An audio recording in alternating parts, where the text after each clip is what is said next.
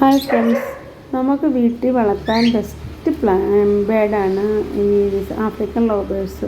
നമ്മൾ കരുതി നോർമൽ ലോബേഴ്സിന് 500 രൂപയുള്ളൂ അതിനെ മേടിക്കാം. പക്ഷെ അതിന് ലൈഫ് സ്പാൻ കുറവാണ്, അതിന് എളുപ്പം വൈറസ് അറ്റാക്ക് ഉണ്ടാകും. ഇതിന് 10 ഇയേഴ്സ് ലൈഫ് സ്പാൻ ഉണ്ട്. അതുപോലെ ഇത് എളുപ്പമൊന്നും ഡിസീസ് പിടിക്കത്തുമില്ല, ചത്തും പോകത്തില്ല. നല്ലതായിട്ട് നമ്മുടെ അടുത്ത് തിന്നുണ്ട്. ഇങ്ങനെ ആദ്യമായിട്ട് മേടിച്ച ബേഡ് വരെ ഇപ്പോഴും എൻ്റെ കയ്യിലുണ്ട്. അതിന് എന്നും നമ്മൾ പ്രോട്ടീൻ ഫുഡ് ഇടയ്ക്കിടയ്ക്ക് സൺഡേ കൊടുക്കുക, വീക്ക്ലി വൺസ്. പിന്നെ കടൽ നാക്ക് കൊടുക്കുക, തേന കൊടുക്കുക, സൺഫ്ലവർ കൊടുക്കുക, സീഡ്സ്. അങ്ങനെ വെള്ളം എന്നും മാറണം. വെള്ളം എന്നും മാറി വെച്ചാൽ അവരെ നമുക്ക് ഹെൽത്തി ആയിട്ട് മെയിൻറ്റെയിൻ ചെയ്യാൻ ഒക്കുള്ളൂ. അതിന് പിന്നെ മുട്ടയിടുമ്പം 2 എണ്ണം പേരിനെ മാറി ഇടാമെങ്കിൽ നമുക്ക് ഇഷ്ടം പോലെ കുഞ്ഞുങ്ങളെ കിട്ടും കേട്ടോ.